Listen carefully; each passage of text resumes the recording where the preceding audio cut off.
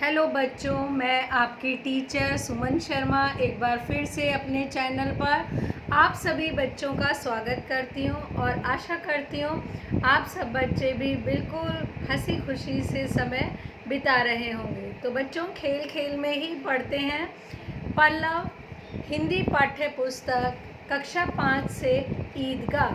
पाठ शुरू करने से पहले मैं कहना चाहूँगी, जो बच्चे पहली बार मेरे चैनल से मेरे लिंक से जुड़े हैं, प्लीज़ वो मेरे चैनल को लाइक करें, शेयर करें और सब्सक्राइब करें, जिससे आपको समय समय पर हिंदी विषय संबंधी जानकारियाँ मिलती रहें और हमें मोटिवेशन मिलता रहे, हम आपके लिए और बेहतर हिंदी संबंधी जानकारियाँ देते रहें। तो शुरू करते हैं।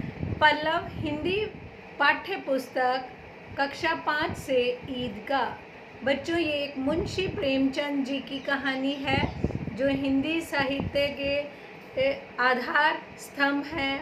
उन्होंने एक बच्चे की मनोभावना को ईदगाह कहानी के रूप में प्रस्तुत किया गया है कि किस तरह एक छोटा सा बच्चा अपनी दादी से बहुत प्रेम करता है और वो कहाँ घूमने गया, उसने क्या चीज़ ली, वो इस कहानी के माध्यम से हम आपको बताएंगे एक बच्चे की मनोभावना को, क्योंकि मुंशी प्रेमचंद जी इंसान की भावनाओं को लिखकर बहुत अच्छे ढंग से उन्होंने प्रस्तुत किया है।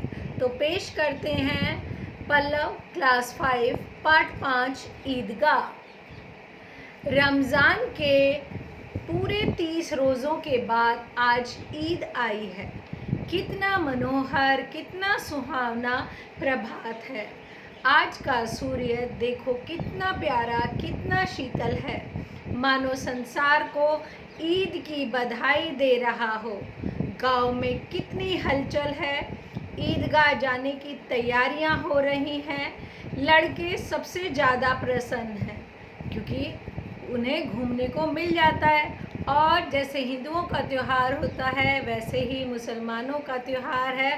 पूरे 30 दिन के व्रत के बाद ईद का त्यौहार आया, तो वो सूरज भी उन्हें इतना प्यारा लग रहा है, शीतल देने वाला लग रहा है और चारों तरफ गांव में ईद की बधाइयाँ चल रही हैं। रोज़ ईद का नाम रटते थे, आज वह आ गई। उनकी अपनी जेबों में तो कुबेर का धन भरा हुआ है, यानी वो रोज़ गुल्लक में अपने लिए पैसे जोड़ रहे थे कि ईद के दिन हम ये खरीदेंगे। बार बार जेब से अपना खजाना निकाल कर गिनते हैं और खुश होकर फिर रख लेते हैं। महमूद गिनता है, 1 2 10 12, उसके पास 12 पैसे हैं। बच्चों, बहुत पुरानी कहानी है, इसलिए 12 पैसे यहाँ पर बताया गया है। मोहसिन के पास 1 2 3 8 9 11 पैसे हैं। इन्हीं अनगिनत पैसों से अनगिनत चीज़ें लाएंगे। मेले में वो बहुत सारी चीज़ें लाएंगे, जैसे खिलौने, मिठाइयाँ, बिगुल, गेंद और न जाने क्या क्या। सबसे ज़्यादा प्रसन्न है हामिद, दुबला पतला लड़का, जिसके अब्बा गत वर्ष हेजे की भेंट चढ़ गए। फिर एक दिन माँ भी मर गई। अब हामिद अपनी बूढ़ी दादी अमीना की गोद में सोता है और उतना ही प्रसन्न रहता है। यानी पिछले साल हेजे की बीमारी के कारण उसके पिता का अंतकाल हो गया था और कुछ समय के बाद उसकी माँ की भी मृत्यु हो गई थी। तो हामिद अपनी बूढ़ी दादी के साथ ही रहता था और बहुत ही खुश था। हामिद के पाँव में जूते नहीं हैं, वो बहुत गरीब परिवार से है। उसकी दादी के पास कोई इनकम का जरिया नहीं है, पैसे का जरिया नहीं है, तो बेचारे अपने पोते को नहीं दिला सकती। सिर पर एक पुरानी धुरानी टोपी है जिसका गोटा काला पड़ गया है, फिर भी वह प्रसन्न है। अभागिन अमीना अपनी कोठरी में बैठी रो रही है। आज ईद का दिन और उसके घर में एक दाना तक नहीं। इस अंधकार और निराशा में वह डूबी जा रही है। किसने बुलाया इस निगोड़ी ईद को? हामिद के पैर में जूते नहीं हैं, टोपी भी पुरानी धुरानी है, पर वो बहुत खुश है क्योंकि वो बच्चा है, उसे इतना ज्ञान नहीं है। पर उसकी दादी जो अमीना है वो एक कमरे में बैठी रो रही है कि ये ईद का त्यौहार इतनी जल्दी क्यों आ गया। वो रो रही है, वो इसलिए रो रही है कि उसके पास अपने पोते को देने के लिए पैसे नहीं हैं और वो चिंता में डूबी जा रही है और कह रही है ये त्यौहार इतनी जल्दी क्यों आ जाते हैं, क्योंकि एक गरीब को भी त्यौहार पर अपने बच्चों को खुश रखने के लिए कुछ ना कुछ चाहिए होता है। अमीना का दिल कचोट रहा है, अंदर से दुख रहा है। गांव के बच्चे अपने अपने अब्बा के साथ जा रहे हैं, पिता के साथ जा रहे हैं। हामिद का अब्बा अमीना के सिवा और कौन है। कुल 2 आने पैसे बच रहे हैं। 3 पैसे हामिद की जेब में और 5 अमीना के बटुए में। अब अल्लाह ही बेड़ा पार लगाए, यानी उसके पास से 2 आने बचे थे, उसमें से 3 पैसे उसने अपने पोते की जेब में डाल दिए और 5 पैसे उसने अपने पास रखे कि कभी ज़रूरत पड़ेगी तो वो उसका इस्तेमाल कर लेगी। गांव से मेला चला, गांव से सभी लोग चले, बच्चों के साथ हामिद भी चला। कभी सबके सब दौड़कर आगे निकल जाते, फिर किसी पेड़ के नीचे खड़े होकर साथ वालों का इंतज़ार करते। हामिद के पैरों में तो जैसे पर लग गए थे। वह कभी थक सकता है, यानी वो इतना खुश है कि मेले में जाने के लिए और ईदगाह जाने के लिए कि वो थक ही नहीं रहा। सहसा ईदगाह नजर आया। इमली के घने वृक्षों की छाया है, नीचे पक्का फर्श है, उस पर जाजिम बिछी हुई है, यानी दरियां बिछी हुई हैं। रोज़ेदारों की पंक्तियां एक के पीछे एक जाने कहाँ तक चली गई हैं, यानी सभी एक पंक्ति में बैठे हुए हैं। यहाँ कोई धन और पद नहीं देखता। हजारों सिर एक साथ सिजदे में झुक जाते हैं, फिर सबके सब एक साथ खड़े हो जाते हैं। मानो भातृत्व का एक सूत्र इन समस्त आत्माओं को एक लड़ी में पिरोए हुए है। यानी यहाँ पर धन का और पोस्ट का कोई नाम निशान नहीं है। सब भगवान के सामने, अल्लाह के सामने एक साथ सिर झुकाते हैं और अपने भाईचारे का भाव दिखाते हैं। मानो ये सारी आत्माएं एक साथ जुड़ी हुई हैं। नमाज फिर ख़त्म हो गई। लोग नमाज के बाद गले मिल रहे हैं। अब मिठाई और खिलौनों की दुकान पे धावा बोला जा रहा है। यह देखो हिंडोला है, 1 पैसा देकर चढ़ जाओ। गोल गोल घूमने वाला चक्कर वाला हिंडोला। कभी आसमान पे जाते हुए मालूम होंगे, कभी ज़मीन पे गिरते हुए। यानी जब झूला ऊपर जाएगा तो ऐसे लगेगा आसमान में चले गए, और जब ऊपर से नीचे आएगा तो ऐसे लगेगा मानो अभी हम ज़मीन के ऊपर गिर जाएंगे। यह चरखी है। लकड़ी के हाथी, घोड़े और ऊँट छड़ों से लटके हुए हैं, गोल गोल घूमने वाले, और इन पे जानवरों की मूर्तियां हैं। 1 पैसा देकर बैठ जाओ और 25 चक्रों का मजा लो। महमूद, मोहसिन, नूरे और सम्मी इन घोड़ों और ऊँटों पे बैठते हैं। हामिद दूर खड़ा है, 3 ही पैसे हैं उसके पास। अपने कोष का 1/3 जरा सा चक्कर खाने के लिए वो नहीं दे सकता। हामिद बहुत ही समझदार बच्चा है। वो सोच रहा है कि अगर उसने 1 चक्कर लगाने के लिए झूले पर पैसे खर्च कर दिए तो उसका तो 1/3 कोष यानी पैसा ख़त्म हो जाएगा। सब चरखियों से उतरते हैं, यानी गोल गोल चक्कर से घूम गए, अब खिलौने लेंगे। इधर दुकानों की कतार लगी हुई है, तरह तरह के खिलौने हैं। सिपाही और गुजरिया, राजा और वकील, भिश्ती और धोबिन। वाह, लगता है अब बोलना ही चाहते हैं। महमूद सिपाही लेता है, मोहसिन भिश्ती पसंद आया, नूरे को वकील से प्रेम है। काला चोगा, नीचे सफ़ेद अचकन, अचकन की सामने की जेब में घड़ी, सुनहरी जंजीर, एक हाथ में कानून का पोथा लिए हुए। मालूम होता है अभी किसी अदालत से जिरह या बहस किए चले आ रहे हैं। यानी उसने जो वकील पसंद करा उसकी वेशभूषा से ऐसा लग रहा है कि अभी वो कोर्ट से ही आ रहे हैं। ये सब 2-2 पैसे के खिलौने हैं। हामिद के पास कुल 3 पैसे हैं। इतने महंगे खिलौने कैसे ले? खिलौना कहीं हाथ से छूट पड़े तो चूर चूर हो जाए, जरा सा पानी पड़े तो सारा रंग धुल जाए। ऐसे खिलौने किस काम के, उन्हें लेकर वह क्या करेगा। ये सब वो अपने मन में सोचता है और मन को मार देता है। अब खिलौनों के बाद मिठाइयाँ आती हैं। किसी ने रेवड़ियाँ ली, किसी ने गुलाब जामुन, किसी ने सोहन हलवा, मज़े से खा रहे हैं। हामिद बिरादरी से पृथक है। अभागे के पास 3 पैसे हैं, क्यों नहीं कुछ लेकर खाता। ललचाई आंखों से सबकी ओर देखता है। उसके मन से आवाज़ आ रही है कि यार तू अलग क्यों है, तू भी मिठाई लेकर खा ले, क्योंकि बाकी सारे दोस्तों ने उसे अलग कर दिया है। मिठाइयों के बाद कुछ दुकानें लोहे की चीज़ों की है। लड़कों के लिए यहाँ कोई आकर्षक नहीं है, क्योंकि वो तो मिठाई, खिलौने और सब सामानों में व्यस्त हैं। वे सब आगे बढ़ जाते हैं। हामिद लोहे की दुकान पर रुक जाता है। कई चिमटे रखे हुए हैं। उसे ध्यान आया, दादी के पास चिमटा नहीं है। तवे से रोटियां उतारती हैं तो हाथ जल जाता है। अगर वह चिमटा ले जाकर दादी को दे दे तो कितनी प्रसन्न होंगी। फिर उनकी उंगलियां कभी नहीं जलेंगी। घर में काम की चीज़ हो जाएगी। खिलौनों से क्या लाभ, व्यर्थ पैसे खराब होते हैं। चिमटा कितने काम की चीज़ है। देखिए बाकी सारे दोस्त आगे चले गए क्योंकि उन्हें काम नहीं लगा, लेकिन वो सोच रहा है हामिद कि अगर मैं चिमटा ले जाऊं तो मेरी दादी की उंगलियां नहीं जलेंगी। हामिद के साथी आगे बढ़ गए हैं। देखो सब कितने लालची हैं, कितनी मिठाइयाँ ली, मुझे किसी ने भी एक भी नहीं दी। उस पर कहते हैं मेरे साथ चलो, मेरा यह काम करो, मेरा वह काम करो। अब अगर किसी ने कोई काम करने को कहा तो पूछूंगा, खाए मिठाइयाँ मुँह सड़ेगा, फोड़े फुंसियाँ निकलेंगी, आपकी ज़बान चटोरी हो जाएगी। तब घर से पैसे चुराएंगे और मार खाएंगे।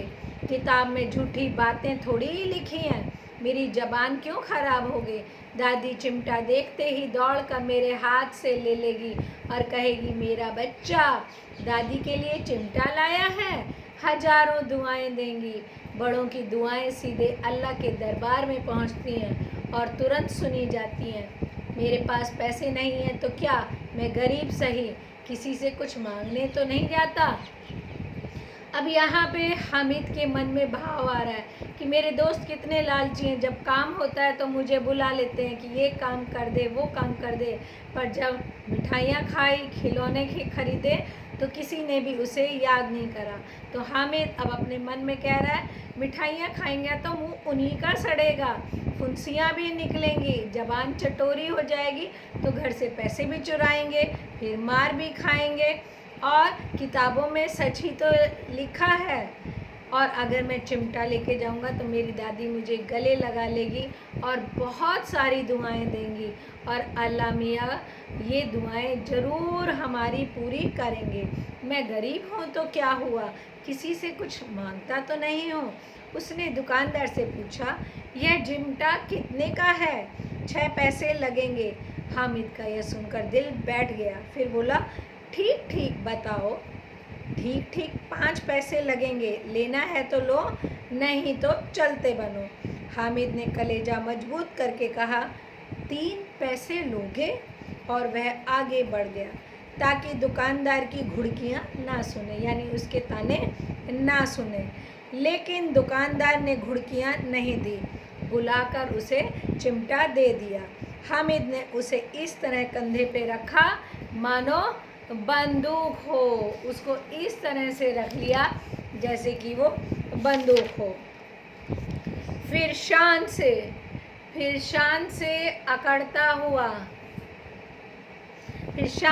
अकड़ता हुआ संगियों के पास गया। मोहसिन ने हंसकर कहा कि भाई ये क्या ले आए, यह चिमटा क्यों लाया बुद्धू, इसका क्या करेगा। हामिद ने चिमटे को ज़मीन पे पटक के कहा जरा अपने भिश्ती को ज़मीन पे गिराओ, सारी पसलियाँ चूर चूर हो जाएंगी बच्चों की। मोहसिन बोला तो ये चिमटा कौन सा खिलौना है? महमूद बोला, तो ये चिमटा कौन सा खिलौना है?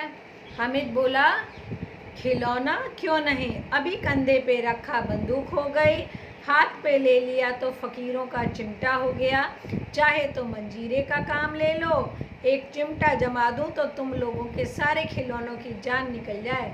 तुम्हारे खिलौने कितने ही जोर लगाएं, मेरे चिमटे का बाल बांका नहीं कर सकते। बहादुर शेर है मेरा चिमटा। चिमटे ने सभी को मोहित कर लिया, सब एक्साइटेड हो गए।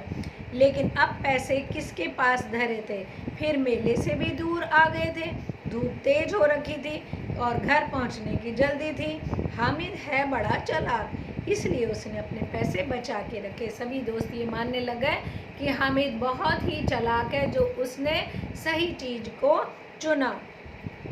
औरों ने 3-3, 4-4 आने पैसे खर्च किए, पर कोई काम की चीज ना ले सके। हामिद ने 3 पैसे में ही रंग जमा दिया। सच ही तो है, खिलौनों का क्या भरोसा, टूट फूट जाएंगे। हामिद का चिमटा तो बना रहेगा बरसों तक, सालों तक। मोहसिन ने कहा, जरा अपना चिमटा दो, हम भी देखें। तुम मेरा भिश्ती ले लो। अब उसके एक दोस्त मोहसिन ने कहा, यार तू मुझे अपना चिमटा दे दे और थोड़ी देर के लिए मुझे मेरा भिश्ती ले ले। महमूद और नूरे ने भी अपने अपने खिलौने पेश किए। चिमटा बारी बारी से सबके हाथ में गया और उनके खिलौने बारी बारी से हामिद के हाथ में आए। कितने खूबसूरत खिलौने हैं। हामिद भी अब खुश हो रहा है कि कितने खिलौने हैं। रास्ते में महमूद को भूख लगी, उसके अब्बा ने केले खाने को दिए। महमूद ने केवल हामिद को अपना साथी बनाया, उनके अन्य मित्र ताकते रह गए। यह चिमटे का ही प्रभाव था, यानी महमूद के पिता ने उसको केले दिए तो उसने केले किसी के साथ भी बांटे नहीं, उसने हामिद को वो केले दिए। 11 बजे सारे गांव में हलचल मच गई। मेले वाले लौट आए। मोहसिन की छोटी बहन ने दौड़कर भिश्ती उसके हाथ से छीन लिया और मारे खुशी के जोर से उछली। मियाँ भिश्ती नीचे आ गए और सुरलोक सिधार गए। मोहसिन की छोटी सी बहन जब भागते हुए आई, उसने वो खिलौना छीना तो वो नीचे गिर गया और वो टूट गया, ख़त्म हो गया। मियाँ नूरे के वकील का अंत इससे ज़्यादा गौरवमय हुआ। क्या हुआ? वकील ज़मीन पर या टाट पर तो बैठ नहीं सकते। दीवार पे 2 खूंटियाँ गाड़ी गई, उन पे लकड़ी का एक पटरा रखा गया, पटरे पर कागज का एक कालीन बिछाया गया। वकील साहब राजा भोज की भांति सिंहासन पर बिराजे। अदालत में खस की टंटियाँ और बिजली के पंखे होते हैं, तो जज साहब के लिए मामूली पंखा भी रखा हो तो बांस का पंखा आया और नूरे ने उन्हें पंखा झलना शुरू किया। मालूम नहीं पंखे की हवा से या पंखे की चोट से वकील साहब स्वर्गलोक से मृत्युलोक में आ गए। इतने शानो शौकत से वो बैठे हुए थे और अचानक से धड़ाम से आके गिरे और उनकी माटी का चोला मिट्टी में मिल गया। यानी कहाँ वो एक सिंहासन पर बैठे थे और कहाँ वो अब ज़मीन पर बैठ गए। अब मियाँ हामिद का हाल सुनिए। अमीना उसकी आवाज़ सुनते ही दौड़ी आई और उसको गोद में उठाकर प्यार करने लगी। सहसा उसके हाथ में चिमटा देखकर वो चौंकी। बोली, यह चिमटा कहाँ से लाया? मैंने मोल लिया है के पैसे में? 3 पैसे दिए। दादी और पोते में वार्तालाप हो रही है कि भाई तू ये क्या ले आया? उसने कहा, दादी ये मैंने मोल लिया है 3 पैसे में। अमीना ने अपनी छाती पीट ली।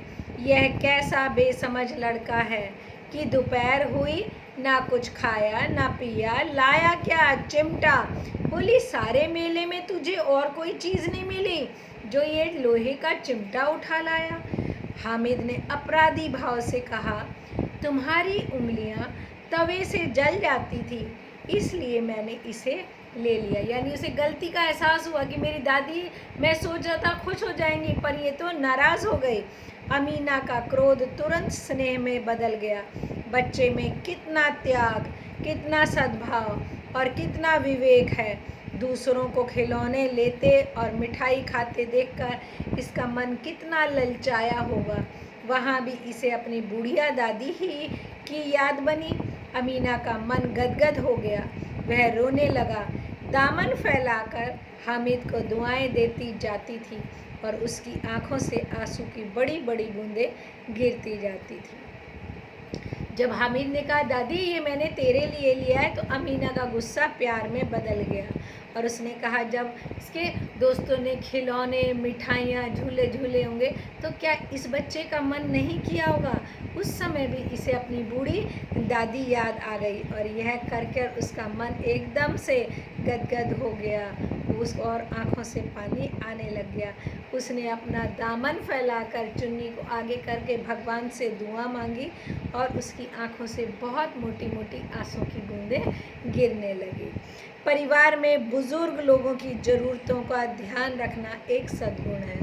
मुंशी प्रेमचंद जी इस पाठ के माध्यम से कहना चाहते हैं कि परिवार के जो बूढ़े लोग होते हैं, अगर उन्हें किसी चीज़ की ज़रूरत है और हम उस ज़रूरत को पूरा करते हैं तो ये बहुत बड़ा गुण है। और आई होप इस पाठ को आप सभी बच्चों ने अच्छे से समझा होगा और ध्यान से सुना होगा। एक बार पुनः आप इसे पढ़ें, सुने और समझें और मुंशी प्रेमचंद की भावनाओं को समझें। ओके बच्चों, बाय, टेक केयर।